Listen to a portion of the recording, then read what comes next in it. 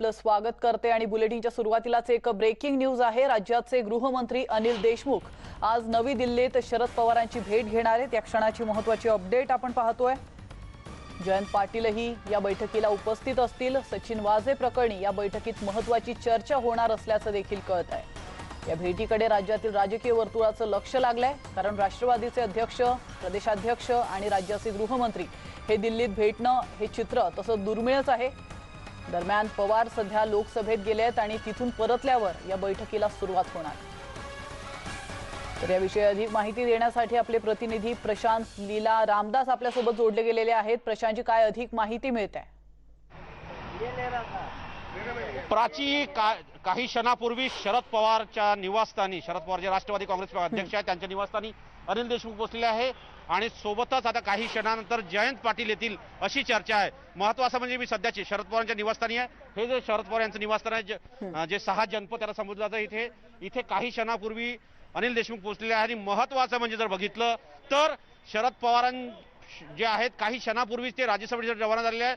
सोबत सुप्रिया सुळे आहे, पण तिथे फक्त स्वाक्षरी करून ते परत येणार असल्याची माहिती पुढे आलेली आहे।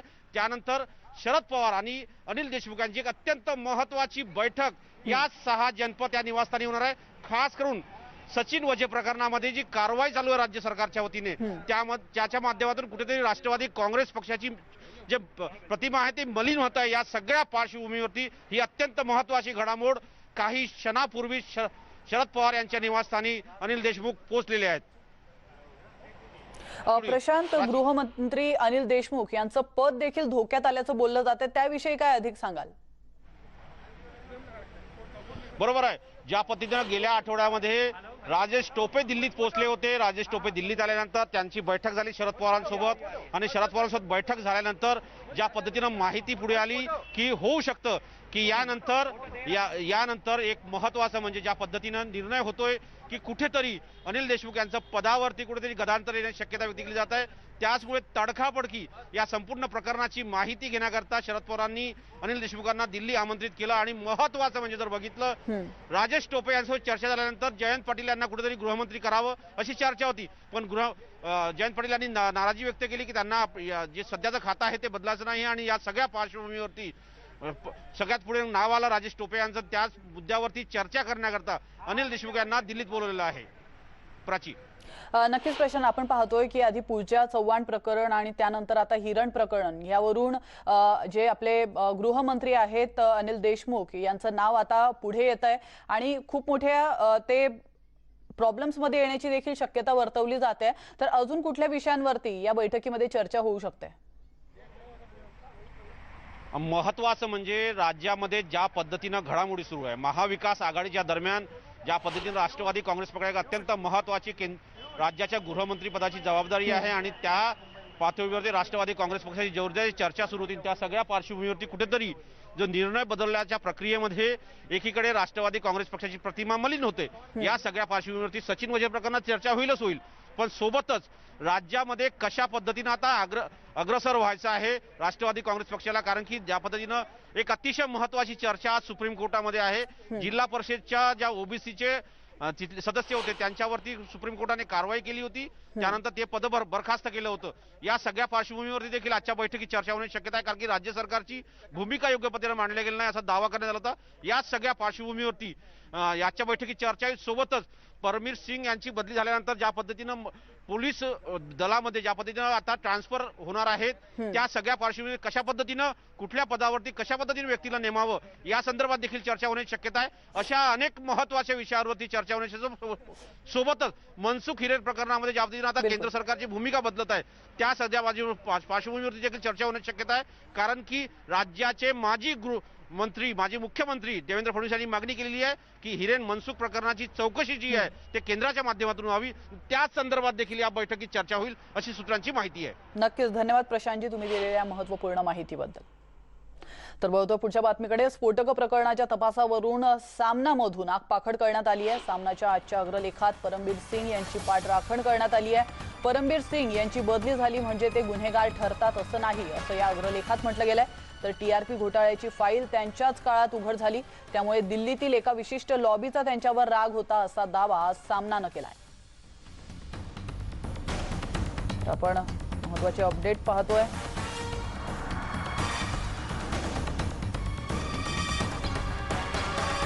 स्फोटक प्रकरणाच्या तपासावरून सामनामधून पुन्हा एकदा आगपाखड करण्यात आलेली आहे। सामनाच्या आजच्या अग्रलेखामध्ये परमबीर सिंग यांची पाठ राखणही करण्यात आलेली आहे। त्यांना पदावरून हटवलं किंवा त्यांची बदली केली म्हणजे ते गुन्हेगार ठरत नाही असं या अग्रलेखामध्ये सांगण्यात आलेलं आहे।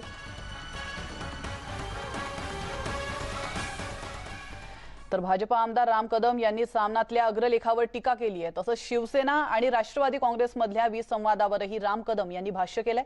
ते नेमकं काय म्हणालेत आपण पाहूयात।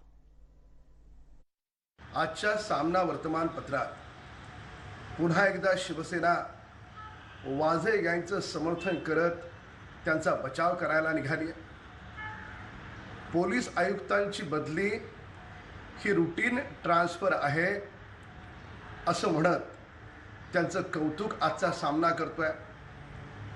त्याच ठिकाणी त्यांच्यासोबत असलेले राष्ट्रवादीचे राज्याचे गृहमंत्री म्हणतात अक्षम्य माफ न करता येणाऱ्या चुका झाल्यात म्हणून ही बदली केली आहे। अनिल देशमुखांना हा टोला शिवसेनेच्या अक्षम्य चुका झाल्यात असं त्यांना म्हणायचंय की नेमकं कुणाला म्हणायचंय? या दोन पक्षातला आपसातला संघर्ष, आपसातली भांडणं यामुळेच महाराष्ट्रातली कानून व्यवस्था उद्ध्वस्त झाली आहे। दरम्यान भाजपचा स्वतःसाठी वेगळा न्याय आणि दुसऱ्यांसाठी वेगळा न्याय असतो असं वक्तव्य काँग्रेसचे प्रवक्ते सचिन सावंत यांनी केलंय। पाहूयात सचिन सावंत नेमके काय म्हणालेत। सचिन वाझेला पुन्हा पोलीस सेवेमध्ये घेतलं गेलं हे खालच्या लेवलला घेतलं गेलेलं आहे, अधिकाऱ्यांच्या लेवलला घेतलेलं आहे, ते सरकारच्या लेवलला घेतलं गेलेलं नाही। ही वेळोवेळी स्पष्टता सरकारतर्फे देखील दिली गेलेली आहे आणि जे सरकारमध्ये आधी होते फडणवीस साहेब होते त्यांनाही या गोष्टीची पूर्ण माहिती आहे। त्यामुळे एकंदरच अशा तऱ्हेचे पुन्हा घेण्याचे निर्णय हे प्रशासनामध्ये घेतले जातात। सचिन वाझे एकट्याला घेतलं नाही, जवळपास 18 जणांना परत घेतलं गेलेलं आहे आणि ह्याच लोकांनी भारतीय जनता पक्षानं ज्या वेळेला त्या गुप्तेश्वर पांडेला बिहार सरकारमध्ये भाजपचं सरकार आहे तिथं त्याला परत घेतलं नोकरी सोडल्यानंतर आणि डीजी केलं आणि त्या डीजीकडनं महाराष्ट्राची बदनामी करून घेतली सुशांत सिंग प्रकरणामध्ये। त्यावेळेला मात्र गप्प होते। त्यावेळेला हा प्रश्न विचारून त्यांना का परत घेतलं? म्हणजे असं आहे की भारतीय जनता पक्षाचे स्वतःच्या करता वेगळा न्याय असतो आणि दुसऱ्याकरता वेगळा न्याय असतो। ज्या वेळेला ते घेतला गेला तो निर्णय प्रशासनाचा होता। ज्या वेळेला त्यांना दोषी त्याच्यामध्ये ते दिसत आहेत त्यावेळेला निलंबनाची कारवाई प्रशासनाने केली आहे। तर आता एक ब्रेकिंग न्यूज समोर येते। राष्ट्रवादीचे आमदार रोहित पवार यांनी विधान परिषदेचे विरोधी पक्षनेते प्रवीण दरेकरांची भेट घेतली आहे। मलाबार हिल इथल्या दरेकर यांच्या अवंती या शासकीय निवासस्थानी रोहित यांनी ही भेट घेतल्याचं कळतंय। तर रोहित पवार यांनी सदिच्छा भेट घेतल्याचं सांगण्यात येत आहे। पण सध्याच्या राजकीय गदारोळाच्या पार्श्वभूमीवर या भेटीला महत्त्व प्राप्त झालंय। राष्ट्रवादीचे आमदार रोहित पवार यांनी विधान परिषदेचे विरोधी पक्षनेते प्रवीण दरेकर यांची भेट घेतली आहे आणि याविषयी अधिक माहिती देण्यासाठी आपले प्रतिनिधी विवेक कुलकर्णी फोन लाईनवरून आपल्यासोबत जोडले गेलेले आहेत। विवेक, राष्ट्रवादीचे आमदार रोहित पवारांनी विधान परिषदेचे विरोधी पक्षनेते यांची भेट घेतलेली आहे, काय अधिक माहिती मिळते आणि कशासाठी ही भेट घेतली गेली आहे? ही भेट सदिच्छा भेट असल्याचं सांगण्यात येत आहे। रोहित पवार यांनी कालच प्रवीण दरेकर यांच्याशी संपर्क केला होता आणि त्यांच्याशी भेट घ्यायची अशी इच्छा प्रदर्शित केली होती। त्यानंतर आज सकाळी ही भेट झालेली आहे। रोहित पवार हे राष्ट्रवादीचे युवा आमदार आहेत। पवार कुटुंबियातले नव्या पिढीतले नवे नेते आहेत आणि त्यांनी भारतीय जनता पक्षाचे विरोधी पक्षनेते प्रवीण दरेकर यांची भेट घेणं हे खूप महत्वाचं आहे। आपल्याला माहिती आहे की राज्यात कशा पद्धतीने सध्या राजकीय गदारोळ सुरू आहे। जेव्हापासून सचिन वाझे प्रकरण सुरू झालेलं आहे त्यापासून सत्ताधारी आणि विरोधक हे आमने सामने आलेले आहेत, टीकेची झोड एकमेकांवर उठवत आहेत। अशा पार्श्वभूमीवर रोहित पवार यांनी सदिच्छा भेट म्हणत दरेकर यांची घेतलेली भेट ही महत्त्वपूर्ण मानली जाते। नक्कीच, धन्यवाद विवेक तुम्ही दिलेल्या महत्त्वपूर्ण माहितीबद्दल। तर वळतोय अजून एका ब्रेकिंग न्यूजकडे। आता मराठा आरक्षणासंदर्भातील महत्त्वाची बातमी आहे। मराठा आरक्षणावर सुप्रीम कोर्टात सुनावणी आहे। राज्य सरकारसाठी आजचा दिवस अतिशय महत्त्वाचा असणार आहे। राज्य सरकार आरक्षणावर आपली बाजू मांडणार आहे, तर ज्येष्ठ कायदेतज्ञ कपिल सिब्बल राज्य सरकारच्या वतीनं बाजू मांडणार आहे।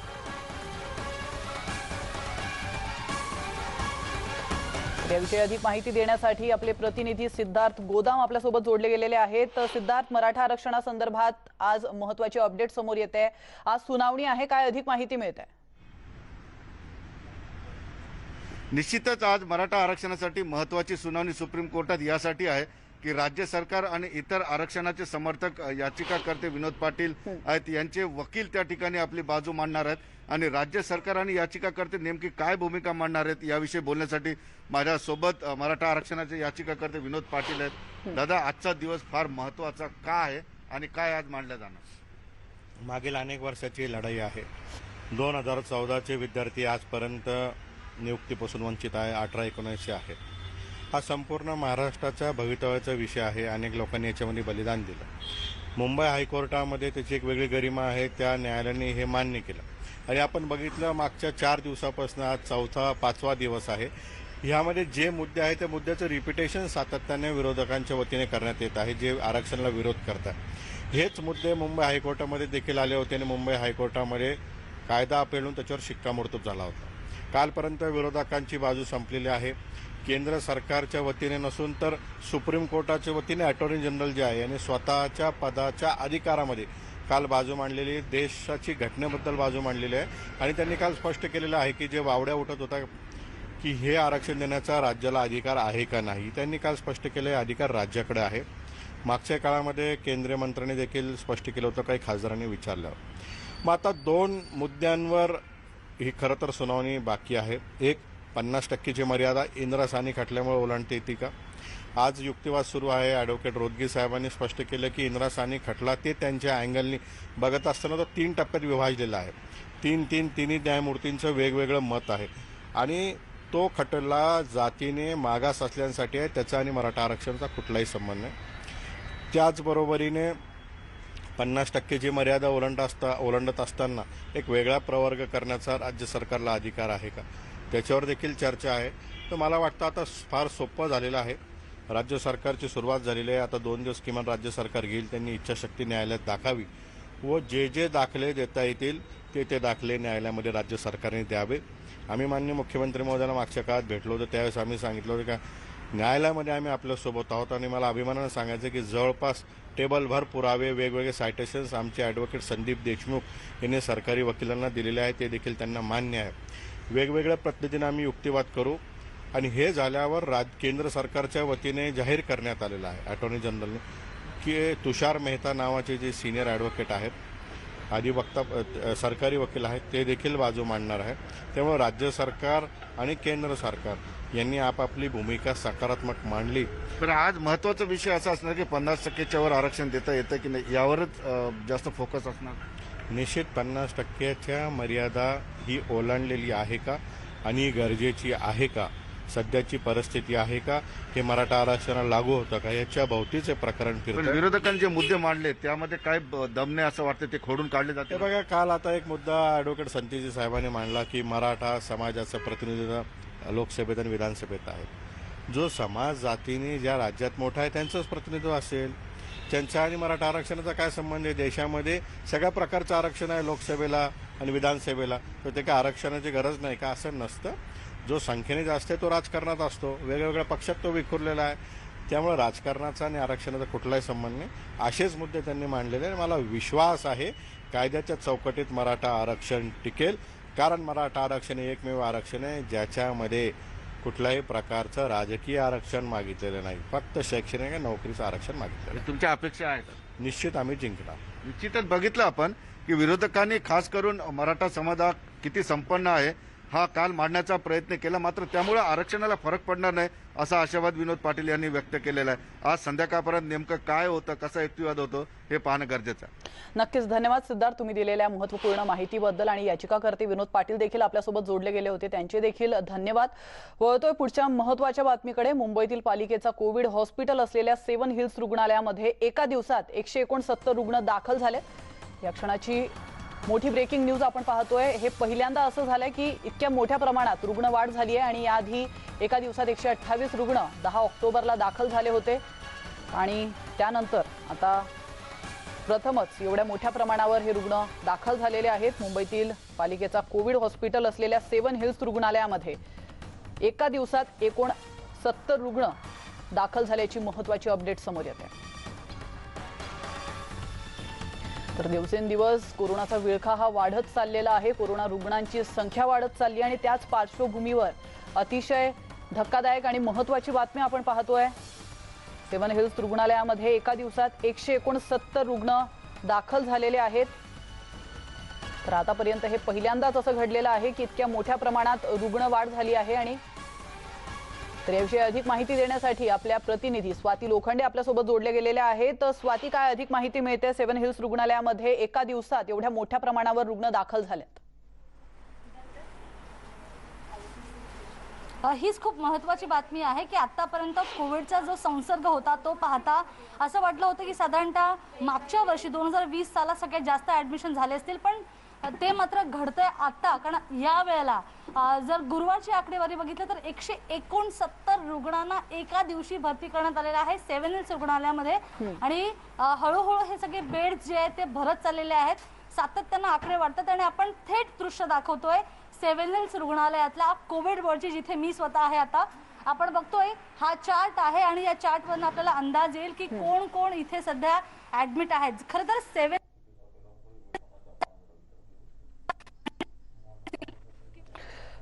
पोलीस असतील म्हणजे जे फ्रंटलाईनला राहून राखीव आहे. आणि आपण बघतोय ही दृश्य फक्त बघतोय न्यूज 18 लोकमतवर की कशा पद्धतीनं सध्या डॉक्टरांवर आणि फ्रंटलाईन वर्कर्सवर इथे उपचार सुरू आहेत. ही कोविड वॉर्डची दृश्य आहेत. खरं तर न्यूज 18 लोकमतवर आपण बघतोय की सेवन हिल्स रुग्णालयामध्ये एका दिवसामध्ये एवढे रुग्ण वाढण्याची ही पहिली वेळ आहे. याच्या आधी 10 ऑक्टोबरला 128 रुग्ण दाखल झाले होते आणि त्यानंतर सातत्याने रुग्णसंख्या वाढते आणि मुंबईसारख्या शहरासाठी नक्कीच ही चिंतेत टाकणारी बाब आहे. नेमकं आता असं का घडतंय? वॅक्सिनेशन केल्यानंतर हा सगळं होतंय का? वॅक्सिनेशनचा याला काही संबंध आहे का? या संदर्भात बोलण्यासाठी आपल्याबरोबर इथले डीन आहेत डॉक्टर अडसूळ आणि त्याचबरोबर स्मिता चव्हाण आहेत डेप्युटी ऍडिशनल डीन. आपण त्यांच्याकडनं जाणून घेऊया. डॉक्टर बाळकृष्ण अडसूळांकडे आधी सुरुवात करूया. सर, हे पहिल्यांदाच घडतंय की इतक्या मोठ्या प्रमाणात रुग्ण एका दिवसात दाखल झालेले आहेत. असं का झालं? म्हणजे इतके रुग्ण का? गेल्या 3 ते 4 आठवड्यापासून महाराष्ट्रामध्ये आणि मुंबईमध्ये कोरोना रुग्णांची संख्या दिवसेंदिवस वाढत चाललेली आहे. आपण जर बघितलं तर मुंबईमध्ये सेवन हिल हॉस्पिटल हे एक डेडिकेटेड कोविड हॉस्पिटल आहे आणि गेल्या 2 महिन्यापासून जास्तीत जास्त रुग्णांचे ऍडमिशन हे सेवन हिल मध्येच होत आहे. आता गेल्या एक आठवड्यापासून रुग्णांची संख्या दिवसेंदिवस वाढत चाललेली आहे आणि आज तिला 19 मार्च 2021 रोजी 169 रुग्ण हे सर्वात जास्त रुग्ण एका दिवसामध्ये आमच्या रुग्णालयामध्ये भरती झालेले आहेत. ज्यांना जर आपण बायफर्केट केलं किंवा साधारणतः एक वर्गवारी करायची ठरवली तर सगळ्यात जास्त रुग्ण हे जे आहेत ते कुठून आले किंवा कोणत्या कॅटेगरीतले आहेत? आता याच्यामध्ये जर बघितलं तर बरेचसे रुग्ण जे आहेत ते साधारणतः मिडल क्लास आणि अपर मिडल क्लास मधले आहेत. आणि दुसरी गोष्ट म्हणजे जे हेल्थ केअर वर्कर्स आणि फ्रंटलाईन वर्कर यांच्यामधल्या सुद्धा रुग्णांची संख्या वाढत चाललेली आहे. म्हणजे हा ट्रेंड बघायला मिळतो की फ्रंटलाईन वर्कर्स पुन्हा एकदा त्यांची बाधित होण्याची संख्या वाढते. कारण ह्या रुग्णांची संख्या वाढण्याचं कारण असं वाटतं की बराच वेळा लोकांची जी कोरोना बद्दलची भीती आहे ती कमी झालेली आहे. कारण एक तर पहिली गोष्ट म्हणजे आपण लसीकरणाचा प्रोग्राम 16 जानेवारीपासून चालू केलेला आहे. त्यानंतर दुसऱ्या आणि तिसऱ्या टप्प्यामध्ये आपण 60 वर्षावरील लोकांना सुद्धा वॅक्सिन देण्याची सुरुवात केलेली आहे आणि 45 वर्षीय लोकांना ज्यांना काही कोमॉर्बिड त्यांना सुद्धा आपण लसी करतो. त्यामुळे लोकांना वाटतं की आता कोरोना गेलाच आहे. त्यामुळे मास्क वापरणे, सॅनिटायझर वापरणे आणि सोशल डिस्टन्सिंग याकडे लोकांचं लक्ष कमी होत चाललेलं. त्यामुळे सुद्धा रुग्णांची संख्या वाढण्याची शक्यता वाटते. खरं तर आपण थोडंसं डॉक्टर चालत बोलणार आहोत कारण आपण तुमच्याशी बोलता या वॉर्ड मधले डॉक्टर्स आणि फ्रंटलाईन वर्कर्स पण दाखवण्याचा प्रयत्न करू. जर आपण आणखी थोडंसं अलीकडे जाऊया डॉक्टर. पण मला तुमच्याशी जाणून घ्यायचं आहे की साधारणतः जर या सगळ्या आकडेवारीकडे बघितलं तर असं लक्षात येते का, याला असं म्हणायचं का की ही कोरोनाची ही दुसरी लाट आहे आणि अधिक संसर्गजन्य आहे? असं जर म्हटलं तर कोरोना रुग्णांची संख्या दिवसेंदिवस वाढत चाललेली आहे. आपण दुसरी लाट असं बोलू शकत नाही. लसीकरणानंतर सुद्धा रुग्णांच्या वाढीमध्ये ज्या लोकांना पहिला डोस आणि दुसरा डोस त्यांच्यामध्ये सुद्धा कोरोनाची लक्षणं कोरोनासारखी लक्षणं दिसत आहेत आणि त्यांच्या ज्या आर्टिफिशियल पॉझिटिव्ह आहेत म्हणजे बऱ्यापैकी ज्या लोकांना आपण लसीकरण दिलंय ते सुद्धा रुग्ण आता पॉझिटिव्ह येत आहेत. ही चिंतेची बाब आहे, परंतु त्यांचं जे सिम्पटम्स आहेत ते खूप माइल्ड सिम्पटम्स आहेत. अच्छा, म्हणजे त्यांचं पॉझिटिव्ह येणं हे अपेक्षित आहे का, की ज्यांनी लस घेतली त्यांनी पॉझिटिव्ह येणं अपेक्षित आहे का? अपेक्षित आहे बऱ्याच, कारण त्या लोकांना कोरोनासारखे जे सिम्पटम्स येतात आणि त्यांची टेस्ट सुद्धा पॉझिटिव्ह येत आहे. त्यासाठी सुद्धा सर्व लोकांनी लसीकरण केल्यानंतर सुद्धा मास्क लावणे, सोशल डिस्टन्सिंग आणि सॅनिटायझर रेग्युलर करणं गरजेचं आहे, जेणेकरून आपण कोरोनाचं साथीचं काही प्रमाणामध्ये नियंत्रण आणू शकतो. नक्कीच. डॉक्टर स्मिता चव्हाण आहेत आपल्या बरोबर. डॉक्टर स्मिता, जर आपण बघितलं की म्हणजे तुम्ही दिवस सगळा डील करता पेशंटची इथे येणारे डॉक्टर्स आहेत किंवा इथे फ्रंटलाईन वर्कर्स आहेत, तर त्यांच्यामध्ये अँझायटी किंवा अशा प्रकारचा कुठला त्रास बघायला मिळतो का, की ते खूप जास्त डिस्टर्ब झालेत, अपसेट झालेत किंवा डिप्रेशनमध्ये गेलेत? आता सध्या एका वर्षामध्ये आपल्याला कोरोना हा रोग काय आहे याची प्रचिती सगळ्यांना आलेली आहे, त्याची ट्रीटमेंट अवेलेबल आहे, ही सगळ्या डॉक्टरांना पण माहिती आहे. त्यामुळे एवढी पॅनिक सिच्युएशन नाही आहे, पण प्रिव्हेंटिव्ह मेजर म्हणून ऍडमिशन करणं हे सगळ्यांनाच आता कळलेलं आहे. काही आपले डॉक्टर रेसिडेंट आता हॉस्टेलला राहतात आणि हॉस्पिटलमध्ये वगैरे कामं करतात, तर तो हॉस्पिटलमध्ये वगैरे कामं करतात, तर तो स्प्रेड होऊ नये, दुसऱ्यांना त्याचा संसर्ग होऊ नये म्हणून ते स्वतःला ॲडमिट करून घेतात. मोस्टली आमच्याकडे येतात 7 Hills हॉस्पिटलला, सोयी त्यांना व्यवस्थित वाटते म्हणून ते इथे येऊन ॲडमिट होतात. आणि पालिकेतले सगळे जे डॉक्टर्स आहेत साधारणतः किती बेड आहेत, म्हणजे एकूण बेडपैकी किती बेड इथले राखीव असे राखीव वगैरे नाही आहे, पण आम्ही त्यांना जे जे ॲडमिशन्स येतो आम्ही रेफ्यूज करत नाही, त्यांना ॲडमिट करून घेतोय जसे बेड अवेलेबल आहेत तसे, कारण आपण सगळ्यांनाच देतोय. मध्यम वर्ग, लोअर क्लास आणि अप्पर क्लास जे कोणी पेशंट्स आपल्याकडे येतात आणि बेड अवेलेबल असेल तसं आपण त्यांना देतोय. 7 Hills हॉस्पिटलचं एकूण पाहिलं की आता मॅनेजमेंट पालिकेकडे आहे, त्यामुळे तो सगळा आणि जे रुग्ण येतात त्यांना पालिकेमधला जो खर्च तो त्याच खर्चाने ट्रीट केला जाते की खाजगी काही लोक असतील की त्यांना मग पैसे भरावे लागतात, कशी साधारणतः प्रोसिजर असते? कोरोना रुग्णालयामध्ये महानगरपालिका, मुंबई म्युनिसिपल महानगरपालिकेने सर्व सुविधा मुक्त उपलब्ध आहेत. अच्छा, म्हणजे कोणी आलं तरी सर्वांसाठी सर्व सोयी सर्व मुक्त आहे, कोणाला एकही पैसा भरावा लागत नाही. त्यामुळे तो लोअर क्लास असेल, मिडल क्लास सगळ्यांना पूर्णपणे मुक्त. डॉक्टर बाळकृष्ण, एक महत्वाची गोष्ट आहे. नक्कीच. धन्यवाद स्वाती, तुम्ही दिलेल्या महत्त्वपूर्ण माहितीबद्दल. आपण पाहतोय 7 Hills मधली जी स्थिती आहे ती आपल्या प्रतिनिधीने आपल्याला दाखवली आहे. तर याविषयीच्या अधिक अपडेट्स आम्ही तुम्हाला देणार आहोत, मात्र त्याआधी घेतो एक छोटासा ब्रेक, लगेचच परत येतोय. तुम्ही पाहत रहा न्यूज 18 लोकमत.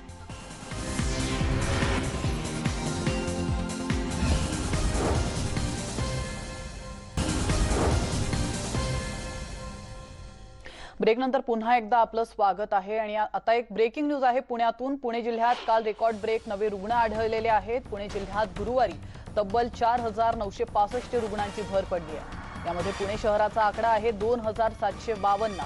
पुणे शहरात सध्या 30,000 ऍक्टिव्ह रुग्ण आहेत. यापैकी 21,345 रुग्ण हे होम आयसोलेशन मध्ये आहेत, तर 8,784 रुग्णांवर रुग्णालयात उपचार सुरू आहेत.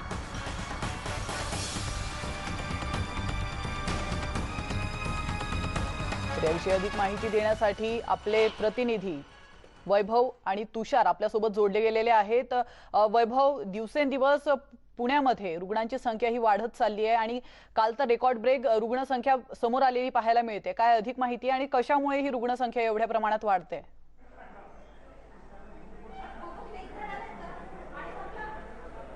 प्राची, उत्तर साधं आहे. सगळे व्यवहार सुरू आहेत. कोरोनाच्या संसर्गाचा फैलाव होऊ नये यासाठी सगळ्यात महत्त्वाचं कारण आहे तो संपर्क एकमेकांशी होऊ न देणं. हे आत्तापर्यंतचं सगळ्यात जस्टिफाईड उत्तर आहे त्याच्यावरचं, ज्याच्यामध्ये तुम्हाला कोरोना पसरण्यापासून थांबवायचा असेल तर संपर्क जो आहे एकमेकांचा तो कमी केला पाहिजे. मात्र कालचा जो आकडा आलेला आहे साधारण 5,000पर्यंत पुण्यातली कोरोना पॉझिटिव्ह रुग्णांची संख्या पोहोचली आहे. गेल्या वर्षभरात म्हणजे पहिला रुग्ण सापडला 9 मार्चला, तेव्हापासून आजपर्यंतचा कालचा आकडा हा सर्वोच्च आहे. सगळ्यात जास्त रुग्ण जे आहेत ते एकाच दिवशी सापडण्याचा आकडा जो आहे तो कालचा मोठ्या प्रमाणावर आहे आणि आजही त्यात फार काही फरक पडेल असं दिसत नाही. याचं कारण गेला आठवडाभराचा ट्रेंड जर बघितला आपण तर मोठ्या संख्येनं रुग्णदुपटीचा वेग जो आहे, रुग्णवाढीचा वेग जो आहे तो वाढताना दिसतो आणि याच्यावरती काय मेरिट्स घ्यायला हव्यात किंवा काय करायला हवं याबाबत प्रशासन काहीसं संभ्रमात दिसतंय. काल आयुक्त, महापौर, अतिरिक्त आयुक्त यांची बैठक झाली. सातत्यानं या बैठका ज्या आहेत त्या सुरू आहेत. या सगळ्या पार्श्वभूमीवरती मूळ म्हणजे संख्या कमी करण्यासाठी पुण्यातली सार्वजनिक वाहतूक व्यवस्था बंद करावी का या विषयावर चर्चा करण्यात आलेली होती. मात्र पुन्हा 2 दिवस निर्णय जो आहे तो पुढे ढकलण्यात आला. याचं कारण नव्यानं रुग्णसंख्या वाढते हे जरी खरं असलं तरी 80% रुग्ण हे होम आयसोलेशनमध्ये आहेत. गंभीर रुग्णांची संख्या कमी आहे असं प्रशासनाकडून सांगितलं जातं. आणि बेड्सची अवेलेबिलिटी जी आहे किंवा उपलब्धता जी आहे ती अजून आहे. जम्बो हॉस्पिटल नव्यानं सुरू केलं जातं आहे पुन्हा ऑक्सिजन बेडसहित. त्याबरोबर लसीकरणाचा ड्राईव्ह जो आहे तो मोठ्या प्रमाणावरती सुरू आहे. शहरात रोज साधारण 10 ते 12 हजार जणांचं लसीकरण जे आहे ते केलं जाते. त्याची प्रक्रिया आपण पाहतो. इथं सगळी नोंदणी होते. अनेक जण रांगेत बसलेले आहेत. लसीकरण झाल्यानंतर जी विश्रांती आहे ती इथं घेतली जाते. या सगळ्या गोष्टी ज्या आहेत त्या सुरू आहे. प्रशासन काही अंशी आक्रमक नक्की आहे. मात्र सगळे व्यवहार जोवर सुरळीत आहेत, लोक सगळे बाहेर आहेत, तोवर संख्येवर नियंत्रण कसं आणायचं हा प्रश्न प्रशासनासमोर आहे. लॉकडाऊन हा कुठल्याही काळामध्ये पर्याय असणार नाही हे आता जवळपास निश्चित झालेले आहे. पुण्यातले सगळ्याच पक्षांचे नेते असतील किंवा प्रशासन असेल हे लॉकडाऊनच्या अजिबात मानसिकतेत नाही, मात्र निर्बंध जे आहेत ते अत्यंत कठोर करण्याच्या मानसिकतेमध्ये प्रशासन दिसतंय. सध्या जे घरगुती कार्यक्रम आहेत त्यांच्यात केवळ 20 लोकांमध्ये अंत्यसंस्कार असतील किंवा मुंजी असतील किंवा बारशी असतील जी कौटुंबिक सोहळे असतात. नक्कीच वैभव, धन्यवाद तुम्ही दिलेल्या या महत्त्वपूर्ण माहितीबद्दल. आपण पुण्यामध्ये काय परिस्थिती आहे ती पाहिली आहे आणि आता नागपूरमध्ये काय परिस्थिती आहे ती देखील पाहणार आहोत. नागपूरमध्ये लॉकडाऊनचा आज 5वा दिवस आहे, मात्र तरीही कोरोना रुग्णवाढीचा चढता आलेख कायम आहे. मागच्या 24 तासात 3796 नवीन कोरोना रुग्णांची वाढ या ठिकाणी झाली आहे, तर 23 जणांचा मृत्यू देखील झालाय. त्यामुळे ऍक्टिव्ह रुग्णांचा आकडा हा 23,614 वर पोहोचलाय. यामुळे नागपूरमधील संक्रमणाचा दर हा 22% गेलाय. मात्र तरीही नागरिक नियमांचं पालन करताना दिसत नाहीये. कोरोनाची वाढती भीती बघता लसीकरण केंद्रांवर गर्दी वाढलेली आहे. आणि नागपूरचे अपडेट्स आपण घेणार आहोत आपले प्रतिनिधी तुषार कोहळे यांच्याकडून. तुषार, आपण पाहतोय नागपूरमध्ये दिवसेंदिवस रुग्णसंख्या ही वाढत चालली आहे. लोक ऐकायला तयार नाहीयेत. साधारण काय परिस्थिती आहे? प्राची, जर का बघायचं झालं तर मागच्या 15 दिवसामध्ये तुम्ही जर का रुग्णसंख्येचा जो एक ट्रेंड बघितला तर लक्षात येतं सुरुवातीच्या काही दिवसामध्ये याच महिन्यामध्ये जर का बघायचं झालं तर हा आकडा 1000च्या घरामध्ये होता. नंतर तो 1500च्या घरामध्ये गेला. हळूहळू तो 2000च्या पार गेला आणि मागच्या 3 दिवसामध्ये तर तो 3000च्या वर चाललेला पाहायला मिळालं. काल मध्ये जी रुग्णसंख्येची नोंद झाली ती विक्रमी रुग्णसंख्येची नोंद होती. आजपर्यंत नागपूरमध्ये 3796 इतके रुग्ण कधी आधी निघाले नव्हते आणि 23 रुग्णांचा मृत्यू देखील झालेला आहे. महत्त्वाचा विषय म्हणजे जो संक्रमण दर आहे तो देखील 22% आहे. याचं प्रमुख जे कारण आहे पालिकेच्या प्रशासनाकडून जे सांगितलं जातं, मध्यंतरीच्या 2 महिन्यामध्ये जी ढील दिली गेली किंवा प्रशासनाचं जे दुर्लक्ष झालं ते एक प्रमुख कारण आहे. आणि महत्त्वाची गोष्ट की जे रुग्ण पॉझिटिव्ह निघत होते त्यांना गृह विलगीकरणामध्ये ठेवलं जात होतं आणि गृह विलगीकरणामध्ये असताना ते जे नियमाचं पालन करायला त्यांनी पाहिजे होतं ते पालन करताना दिसत नव्हतं. अनेक रुग्ण पॉझिटिव्ह असताना देखील वेगवेगळ्या कारणासाठी बाहेर फिरताना दिसत होते. अनेक रुग्ण जे गृह विलगीकरणामध्ये घरामध्ये वेगवेगळ्या रूममध्ये फिरत होते. कुठे कुठे ही अडचण होती की एखादा रुग्ण पॉझिटिव्ह आहे पण त्यांच्या घरी एकच कॉमन बाथरूम आहे, ते सगळं कुटुंब एकच बाथरूम वापरत करत होते. त्यामुळे त्यांच्या इतर कुटुंबीय सदस्यांना त्याची लागण झाली आणि ते कुटुंबीय सदस्य हे सगळे नॉन सिम्टमॅटिक असल्यामुळे हे इतर बाहेर फिरताना त्यांना लक्षातच आलं नाही की आपण एक कॅरियर बनत आहे आणि आपल्या माध्यमातून मोठ्या संख्येने संक्रमण होत आहे. हीच परिस्थितीमुळे नागपूरमध्ये जे संक्रमण जे वाढलेलं आहे त्याचं हे प्रमुख कारण आहे. लॉकडाऊनचा 5वा दिवस आहे असं असताना देखील नागरिक गंभीर नाही. मोठ्या संख्येने आज जर का तुम्ही हे दृश्य बघितलं नागपूरच्या रस्त्यावरती तर तुम्ही बघू शकता की ही जी गर्दी आहे ही लॉकडाऊन मधली गर्दी आहे. लॉकडाऊन असताना देखील इतक्या मोठ्या संख्येने रस्त्यावर गर्दी पाहायला मिळत आहे आणि मागच्या 5 दिवसापासून सातत्याने ही गर्दी आहे. आणि महत्त्वाचा विषय की प्रशासन देखील यांच्यावर कारवाई करताना दिसत नाही. म्हणजे दंडात्मक कारवाई थातूरमातूर कुठेतरी केली जाते, पण जो या नागरिकांमध्ये भीती असायला पाहिजे किंवा जो एक प्रशासनाचा धाक असायला पाहिजे तो धाक दिसत नाही. ही एक मोठी नागपूरची समस्या आहे. आपण पाहतोय की या ठिकाणी मोठ्या प्रमाणात गर्दी पाहायला मिळते. लॉकडाऊन आहे असं वाटतच नाहीये आणि तुम्ही म्हणालात की लोकांमध्ये भीती नाहीये. जर प्रशासन कारवाई करणार नाही तर लोकांमध्ये भीती कुठून निर्माण होणार आहे हा देखील महत्त्वाचा प्रश्न आहे. धन्यवाद तुम्ही दिलेल्या या महत्त्वपूर्ण माहितीबद्दल. या ठिकाणी घेतो एक छोटासा ब्रेक, लगेचच परत येतोय. तुम्ही पाहत राहा न्यूज 18 लोकमत.